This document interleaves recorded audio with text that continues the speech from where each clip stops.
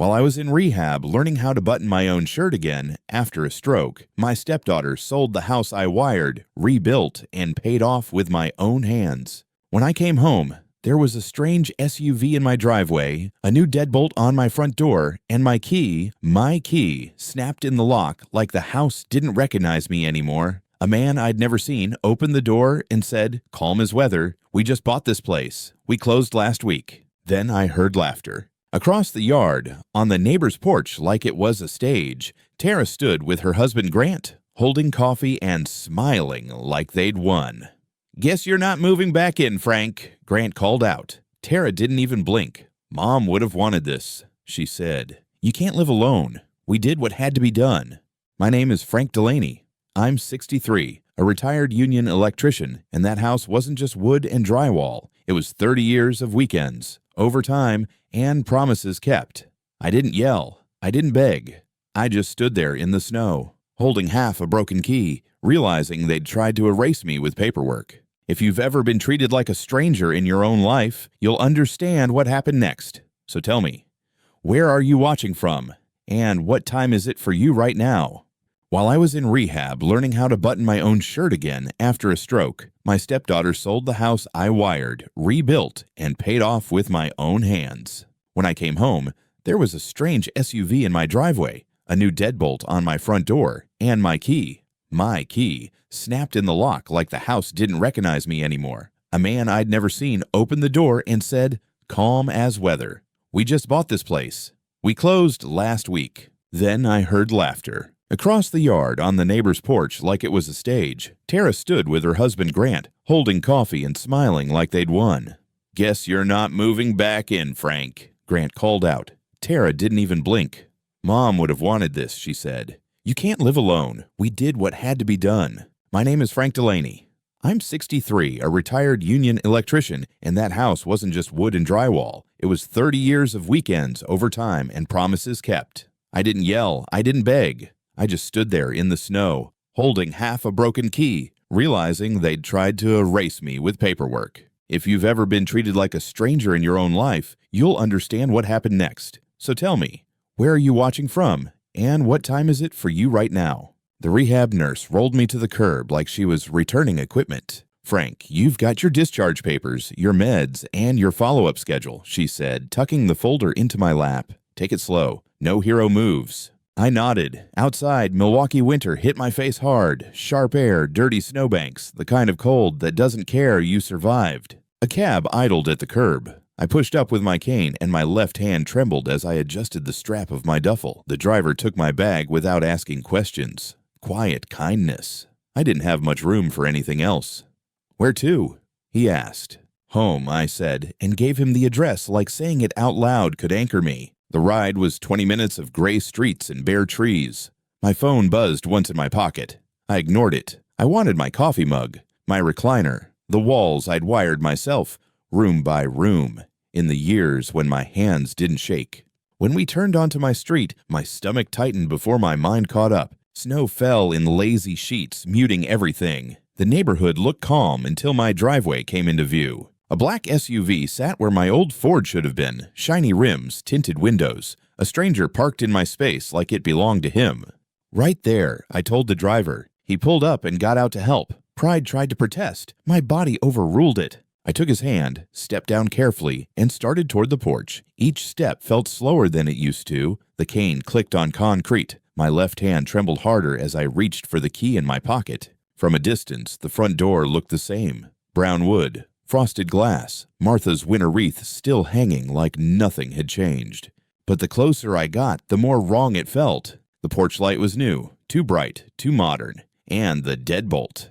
Mine had a small scratch from the winter I repaired it with numb fingers and a flathead screwdriver. This one was smooth silver, untouched, like it had never known my hand. No, I thought, that doesn't make sense. I slid my key into the lock. It resisted. I wiggled it and tried again. Gentler. The tremor in my left hand made the key rattle like it was laughing at me. I turned. Nothing. I turned harder. The metal snapped clean in half. One piece stayed lodged in the lock. The other sat in my palm like a broken tooth. For a second, I just stood there. Half a key. Full humiliation. Then the door opened. A man I'd never seen before stood in the doorway wearing socks on my hardwood floor. Warm air rolled out behind him, smelling like someone else's dinner. He looked at my cane, my duffel, my discharge folder. "Can I help you?" he asked. "My name is Frank Delaney," I said. "I live here." His face tightened. He glanced back over his shoulder. "Lauren!" A woman appeared behind him holding a mug, eyes wide. Young, startled, not cruel, just confused. The man turned back to me. "Sir, we bought this place. We closed last week." He lifted a thick stack of papers from a side table. A closing packet, printed, tabbed, official. He held it out like paper could outweigh 30 years. "I'm Nate Kim," he said. "This is my wife, Lauren." The title company said everything was clear. Lauren flipped to a page with shaking fingers. "It says the seller was Tara Mills," she said softly. "And Grant Mills, power of attorney for Frank Delaney." My name on that page felt like someone had spit it out. I opened my mouth to speak, and laughter cut through the snow. Across the yard, on the neighbor's porch like it was a stage, Tara stood beside her husband Grant, both of them bundled in expensive coats, coffee in hand. They weren't rushing over, they were watching. Grant lifted his cup in a lazy salute. "Welcome home, Frank." Tara's face shifted into that practiced look, concern built for an audience. "Frank," she called, "don't do this here," which meant do it here, in public, with witnesses. I turned toward them slowly. "Tara, explain." She sighed, loud enough for the street. "You had a stroke. You can barely stand. It's not safe for you to live alone." Grant stepped in with fake patience. "We handled it. Rehab isn't cheap. You should be grateful." "You sold my house," I said. "It's not your house like you think it is," Tara snapped, then softened again. "Mom would have wanted stability. You don't understand the paperwork." Grant nodded toward my shaking left hand. "Look at you. You're confused. You're not stable." I stared at my hand for half a second, damage, not confusion, and felt something cold settle in my chest. They weren't just taking the house. They were taking my credibility. A car door slammed behind me. "Frank Delaney," a voice called. A squad car had pulled up at the curb. Officer Deshaun Carter stepped out, young, calm, professional. He approached like he'd walked into problems like this before. "We got a call about a disturbance," he said. "Sir, can I see some ID?" I handed him my license with my good hand. He checked it, then pulled out a tablet and tapped through records. His face stayed neutral until he found what he needed. "According to county records," he said slowly, "the sale is recorded. Nate and Lauren Kim are listed as the current owners." My stomach dropped anyway, even though I'd already felt it falling. "That's not possible," I said. "I didn't sign anything." Tara stepped closer, voice gentle for the officer, sharp for me. "He's been confused since the stroke. We're trying to keep everyone safe." Grant added, smooth as oil, "He shouldn't be living alone. We did the responsible thing." Officer Carter looked at me for a long second. I saw sympathy flicker there, then procedure covered it. "Sir," he said quietly, "I'm going to ask you to step off the property. If you refuse, I'll have to escort you. Escort like a trespasser, like a drunk, like I didn't belong to my own front steps." I looked around. Curtains twitched. A garage door stood half open. Neighbors watched from behind glass like it was safer to be invisible. Tara reached into her pocket and pulled out a wrinkled $50 bill. She pressed it into my palm like she was tipping a waiter. "Get a hotel," she said loudly. "Just for tonight. We'll talk when you're calmer." My face burned so hot it felt like the cold air couldn't touch it. I tried to hand it back, but my hand shook. The discharge folder slipped from under my arm, and something else tumbled out with it. Martha's recipe box. A worn wooden box, corners smooth from years of her hands. It hit the porch step and popped open. Index cards fluttered into the snow. Her handwriting scattered across the ground like someone had dumped our kitchen onto the street. Meatloaf, Sunday chili, lemon bars, notes in the margins. "Frank likes extra pepper. Bake 5 minutes longer. Home, reduced to paper and public air." Lauren made a small sound. Nate took a step forward, then stopped, caught between compassion and ownership. No one else moved. Not Tara, not Grant, not the neighbors. I bent slowly, back stiff, fingers clumsy. I gathered a few cards, already damp, and shoved them back into the box. My hand trembled so badly the ink smudged under my glove. Grant chuckled. "Careful," he said. "Wouldn't want you falling again." Officer Carter cleared his throat, uncomfortable. "Sir, please." I looked at my front door. The new lock. The strangers in my hallway. Tara and Grant across the yard, smiling like mercy. Then I stood, closed the box, and left the rest of the cards where they lay. Let the snow cover them. Let the street remember what it watched. I picked up my duffel, my suitcase wheels caught in the slush at the edge of the driveway, dragging unevenly like they didn't want to go. Behind me, Tara called out, sweet and sharp, "Frank, don't be dramatic." I didn't answer. I just walked down the driveway, one careful step at a time, past the watching windows and the quiet neighbors, toward the street where the cab waited like a retreat. I wasn't homeless yet. I was just temporarily displaced by paperwork. The motel sat off the highway behind a gas station and a shuttered diner, the kind of place that charged by the night and smelled like it had given up trying to be clean. Inside, the heat blew lukewarm air that tasted faintly of dust. The carpet was damp in spots and stiff in others, like old secrets had dried into it. I set my duffel down beside the bed and stood there for a second listening to the room hum. Heater, vending machine in the hall, distant traffic. The TV glowed on mute, flashing bright ads I didn't watch. I wasn't tired in the normal way. My body was exhausted, sure, but my mind was sharp, wired, angry. The kind of alert you get when you realize someone has been moving pieces while you were trapped in a hospital gown. I opened the discharge folder again just to see the word they'd stamped on my life. Stable. I laughed once quietly. Nothing about my situation was stable. My coat was still wet at the cuffs from kneeling in the snow. When I reached into the inside pocket, my fingers brushed the edge of a manila envelope I'd been carrying for months without opening. The label in Martha's handwriting was simple. Frank, house, trust just in case. Martha had been like that. She didn't argue with storms. She built roofs. I sat at the small motel desk, the cheap lamp casting a yellow circle, and slid the envelope open. Inside were copies, neat, organized, tabbed the way she used to file recipes, estate papers, trust papers, and a folder marked Recorded. At the top was a document titled Memorandum of Trust, with a county recorder stamp at the bottom. Not just signed, recorded, public, official. Under that was a copy of something I hadn't thought about in years, life estate deed. My breath slowed as I read the first paragraph. Legal language, plain as a wrench when you know how to hold it. It didn't matter what Tara felt about the house. It didn't matter what Grant handled. A life estate meant possession, control, the right to live there until I died or chose otherwise. I flipped to the next page and found the line that mattered most. A document number, a recording date, and a timestamp. Martha hadn't left me sentiment. She'd left me leverage. My hands stopped shaking for the first time all day. Then I found the power of attorney, at least the version they claimed to use. A scanned copy printed out, stapled to a cover sheet from a title company. Power of attorney. Springing. That one word changed everything. It meant it only sprang into effect if 2 licensed physicians declared me incapacitated in writing. 2 letters, 2 signatures, no letters, no authority. I pulled my discharge papers from the rehab folder and laid them beside the POA like I was building a case on the world's cheapest desk. My discharge summary was dated 3 days ago. It stated I was oriented, competent, able to make my own decisions. Follow-up therapy? Yes. Restrictions? Yes. But incapacitated? No. So either Tara and Grant produced 2 physician letters that didn't exist, or they forged those too. Either way, it wasn't a misunderstanding. It was fraud. I opened my laptop, old, slow, but faithful, and connected to the motel Wi-Fi. The password was printed on a card taped to the lamp like a confession.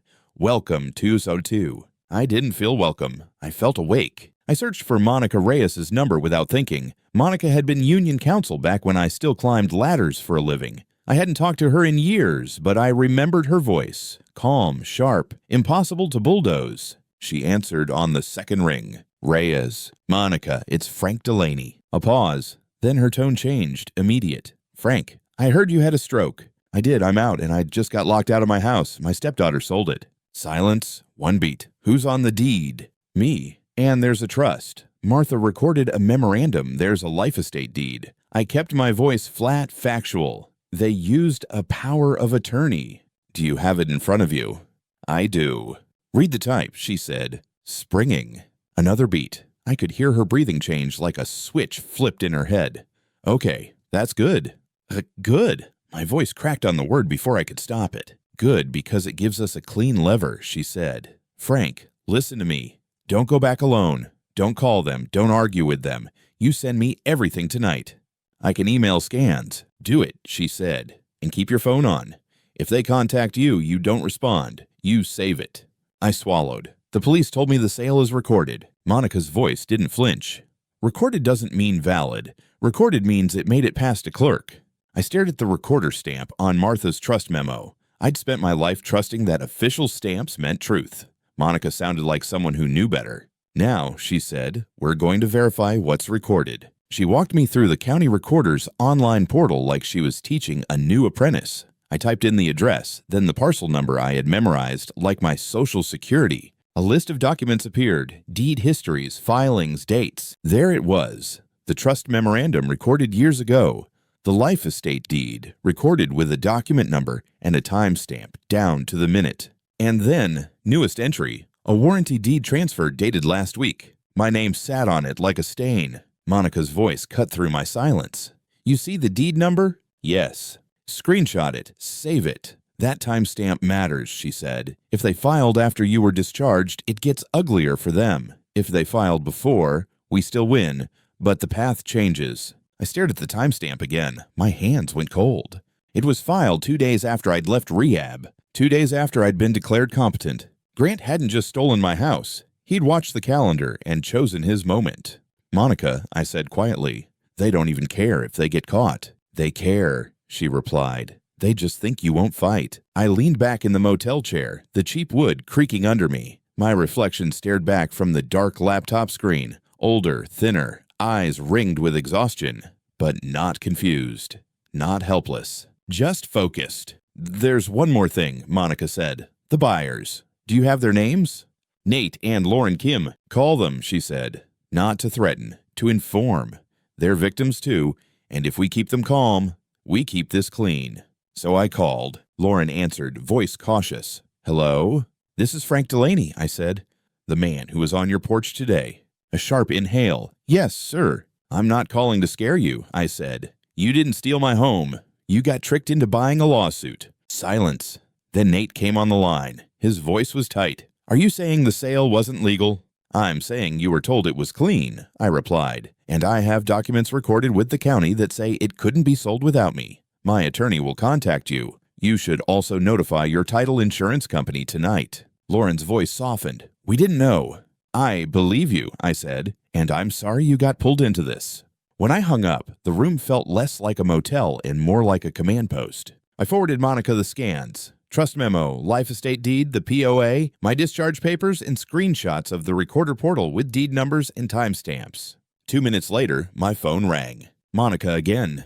Her voice was quieter now, but there was steel under it. Frank, if they used a springing POA without the doctor letters, we file an emergency TRO by morning. We freeze the transfer and stop them from moving money. I stared at the broken half key on the desk beside Martha's papers. The jagged edge caught the lamplight. Good, I said. My voice didn't shake this time. I'm done asking for permission. Monica Reyes's office sat above a plumbing supply store on the south side, the kind of building that still believed in brick and fluorescent light. No glass walls, no inspirational slogans, just a buzzer, a narrow stairwell, and the smell of burnt coffee. I arrived before sunrise with my cane clicking on each step.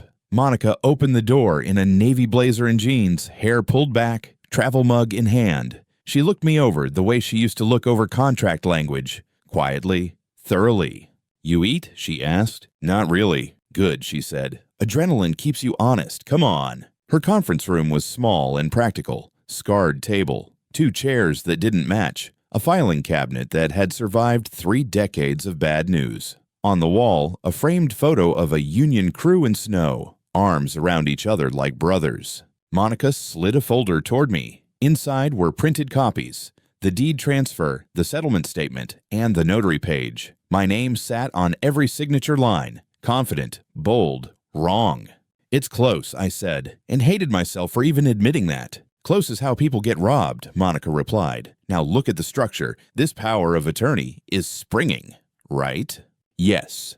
Then it requires 2 physician letters declaring incapacity, she said, tapping the page. They didn't attach any. That's our first clean lever. I pulled my discharge summary from my jacket and laid it on the table like a counterweight. Oriented, competent, able to make decisions. Dated 3 days ago. Monica read it once and nodded. Perfect. Now we prove they didn't just mess up. We prove intent. A knock came at the door. Monica stood. That'll be Dr. Warren.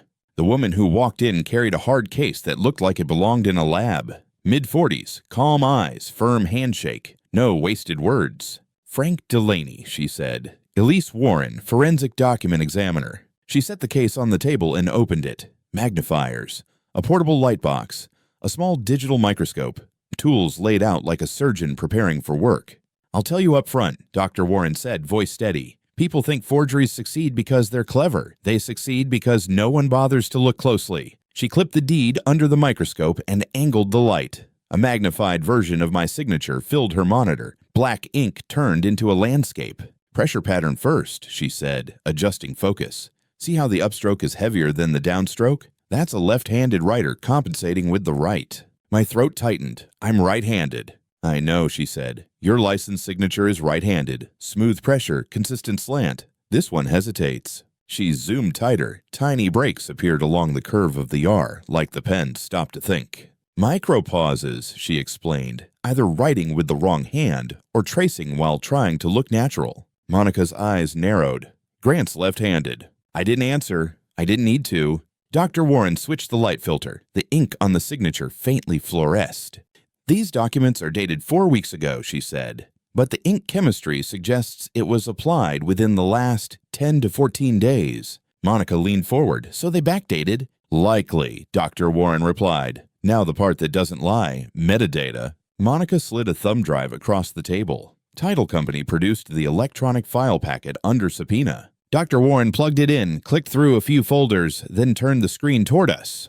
Created on Grant Mill's laptop. Modified 2 days after Frank Delaney's discharge date. My stomach went cold. It wasn't just theft. It was timing. A decision. They did it after he was declared competent, Monica said quietly. They did it when they assumed he couldn't move fast enough, Dr. Warren answered. And the notary, I asked. Dr. Warren opened a state database page. Sharon Klein, commission number matches, but her commission is under administrative review. Complaints for improper remote notarizations. Monica's jaw clenched. Sloppy or complicit? Both help you, Dr. Warren said. Either she notarized without witnessing, or she knowingly rubber-stamped. Courts don't like either one. Monica flipped to the settlement statement. Money. Dr. Warren laid out a simple timeline. Sale proceeds wired into Tara and Grant's joint account. Within 48 hours, credit cards paid down, a personal loan paid off, and 2 transfers to an LLC formed 3 months ago, labeled consulting.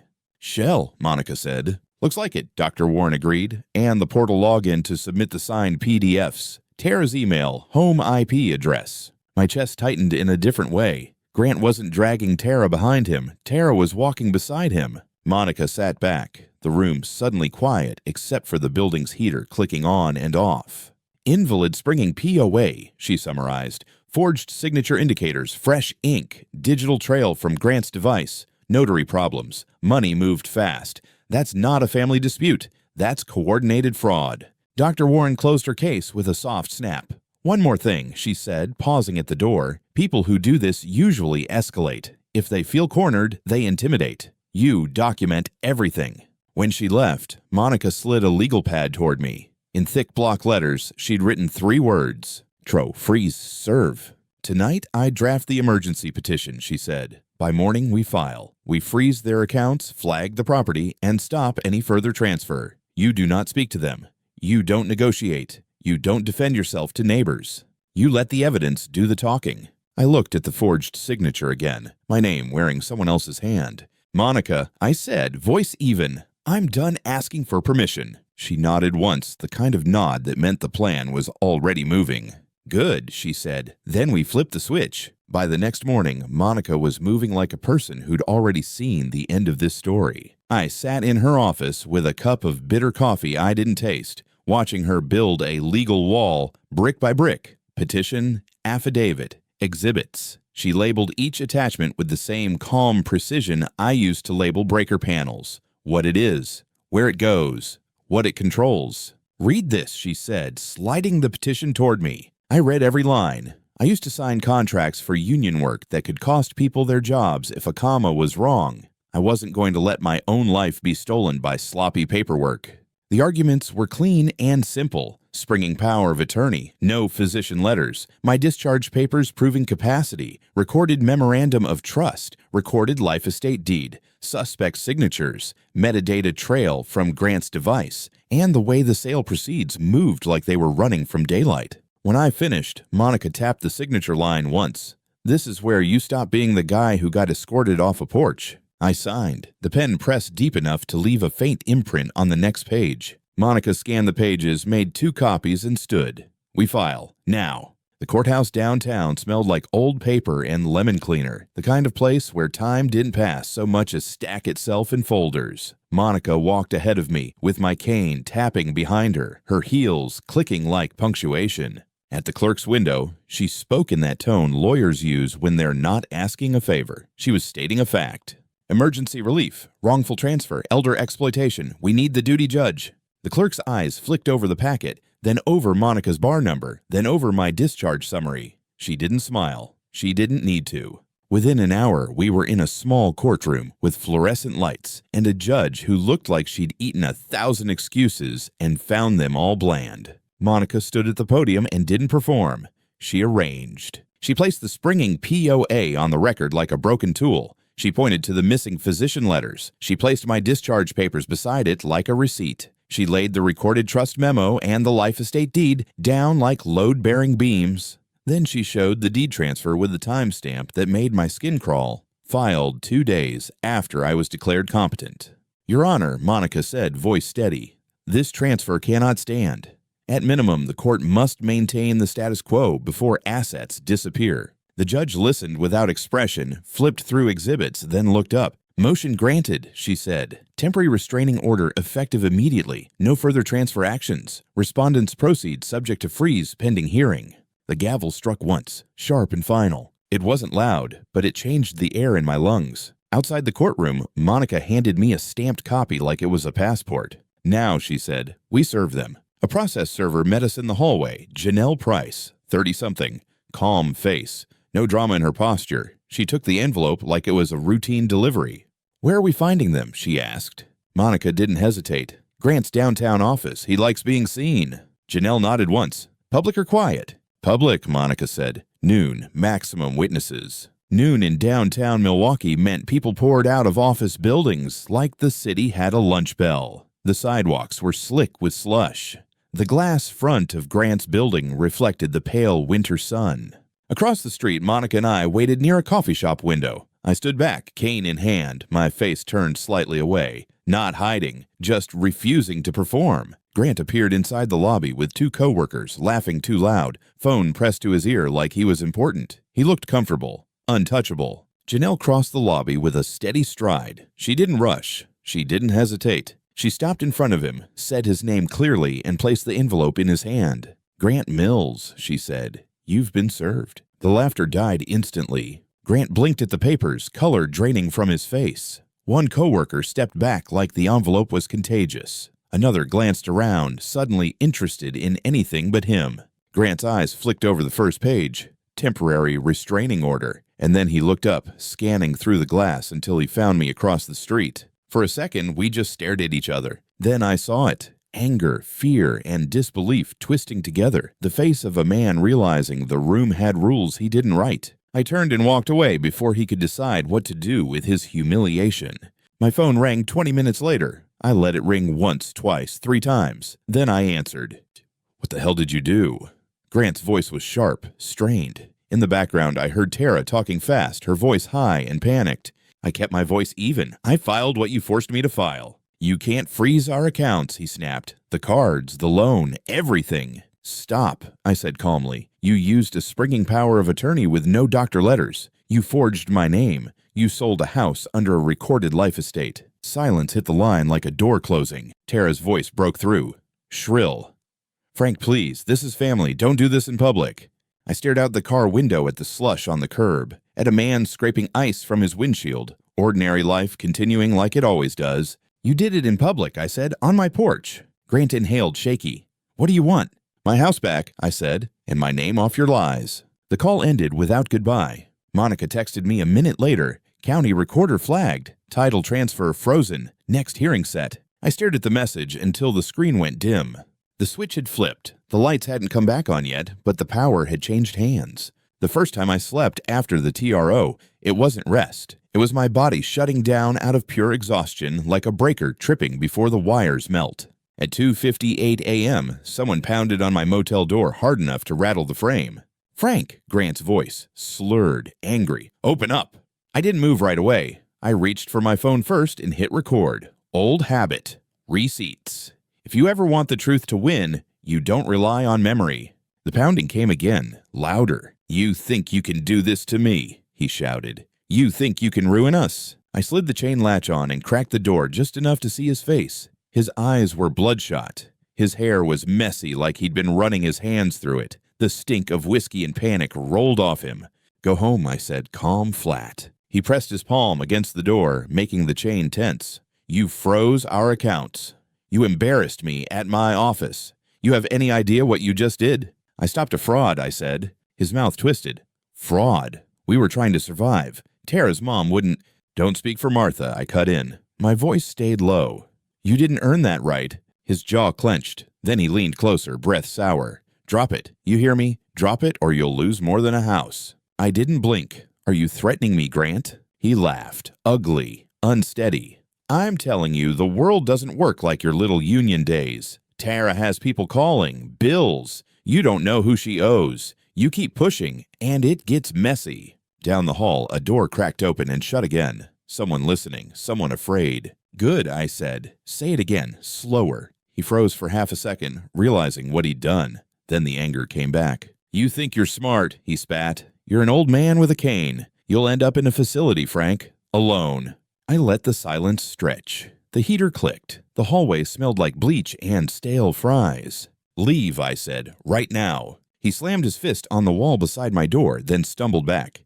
"You'll regret this." He walked away, cursing under his breath, footsteps fading until the motel went quiet again. I locked the deadbolt, replayed the audio once to make sure it was clear, and emailed it to Monica with a subject line she'd understand. Intimidation, 2:58 a.m. Her reply came 5 minutes later. "Good. Don't respond to anything. Save everything." By late morning, the next move came. Cleaner, meaner. A text from Tara. "Come get your stuff. We're donating the rest today." No apology, no discussion, just a sentence designed to make me show up and look small. I forwarded it to Monica. She called immediately. "They're baiting you." "I know," I said. "You don't go alone," she replied. "You go with a witness, and you keep your phone recording." An hour later, I pulled up outside Tara and Grant's place. Newer subdivision, matching mailboxes, driveways too short for real work trucks, the kind of neighborhood that looks safe because it's expensive. Their garage door was open like a mouth, and they had an audience. Neighbors stood in clusters at the edge of their driveways, pretending to be casual. A couple of phones held low at chest height, people filming without admitting it. Tara stood at the center of it all in leggings and a spotless coat, like she was hosting a charity event. Grant leaned against the garage frame, arms crossed, face tight. Tara smiled when she saw me. Not warmth, control. "We thought we'd help you clean up," she said loudly. "You can take whatever's left. The rest goes to donation. You're welcome." I stepped into the garage and felt my stomach drop. My things weren't packed. They were scattered, toolboxes open, drawers dumped. A lifetime turned into a mess on concrete. Then I saw it, Martha's recipe box. It sat on top of a trash bin like an insult. Tara lifted the lid with 2 fingers and let the index cards flutter inside. "All these little memories," she said, voice sweet. "Maybe Goodwill can use them." A few neighbors laughed softly, nervous laughs, the kind people make when they don't know where to put their shame. Grant's voice cut in louder. "Take what you want and go. You made your point." I looked at him, then at the phones. "If you wanted this to be private," I said quietly, "you wouldn't need an audience." For a second, Tara's smile flickered. Then she recovered, turning toward the neighbors like she was giving a press statement. "He's unstable," she announced. "He's been confused since the stroke. We're doing what's best." That word again. Confused. I bent and picked up one of my toolboxes. The metal was cold through my gloves. I moved slowly, deliberately, like every motion was a statement. I'm not here to beg. I'm here to document. A man from 2 houses down, Mr. Kowalski, I'd nodded to him for years, took 1 step off his driveway. His face was red from cold, jaw tight. "This ain't right," he muttered, not loud enough to start a fight, but loud enough to be heard. Tara shot him a look that could cut glass. I kept packing. Grant tried one last jab. "You really think people feel sorry for you? Look around." I did look around, at the watching faces, at the phones, at Tara's performance. Then I said the only true thing. They don't need to feel sorry for me. They just need to remember what they saw. I loaded my boxes into the trunk and left without another word. Back at Monica's office, she played the 2:58 a.m. recording through her speakers. Grant's voice filled the room. Threats, insults, that line about me ending up in a facility. Monica didn't react emotionally. She reacted strategically. "That," she said, tapping the screen, "turns this from property dispute to intimidation.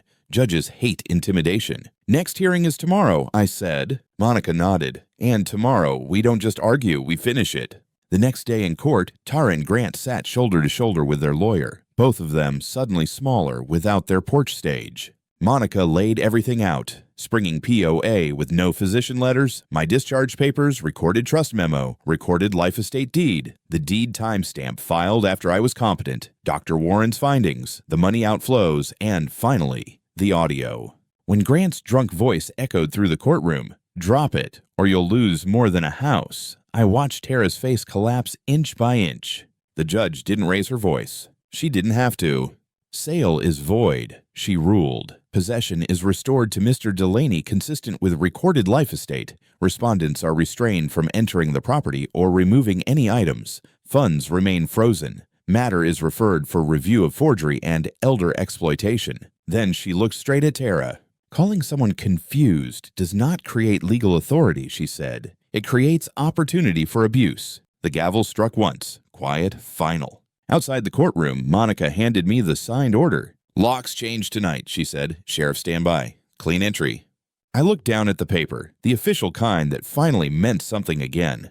"Good," I said. "I want my house back without a scene." The locksmith met us at the house just before dusk. A deputy parked at the curb with his lights off, quiet presence, clean entry, exactly what Monica promised. The drill bit sang against the new deadbolt Tara had installed, and the door gave with a small, stubborn sigh. When it opened, warm air slid out, carrying fresh paint over old memory. Different smell, same bones. I stepped inside slowly, Kane first, then me. No victory speech, no drama, just the sound of my shoes on my own floor. The living room looked staged. New throw pillows, generic art, nothing personal. I walked straight to the kitchen. I opened the cabinet over the sink, and there it was. One mug Tara missed, Martha's faded blue ceramic cup with a hairline crack down the handle. It didn't fail if you respected it. I filled the kettle and waited, not because I needed coffee, but because some rituals remind a house who it belongs to. An hour later, a knock came, soft, reluctant. Tara stood on the porch alone, eyes swollen, hands empty. No coat this time, no audience. I didn't think it would go this far," she said. I kept my voice even. "It went exactly as far as you pushed it." Her chin trembled. "What happens now?" 1 year, I said. Therapy. Full financial disclosure. No contact unless it's honest. You want a relationship, you earn it with consistency. Not words. She nodded like the air weighed more than her pride. When she left, I locked the door and touched the repaired key Monica had handed me. Cool metal, clean edges. Silence isn't weakness, it's a boundary. And if someone can't respect you while you're alive, they don't get to rewrite you on paper. If you've ever felt like a stranger in your own home, I want to hear from you. Where are you listening from, and what time is it there right now?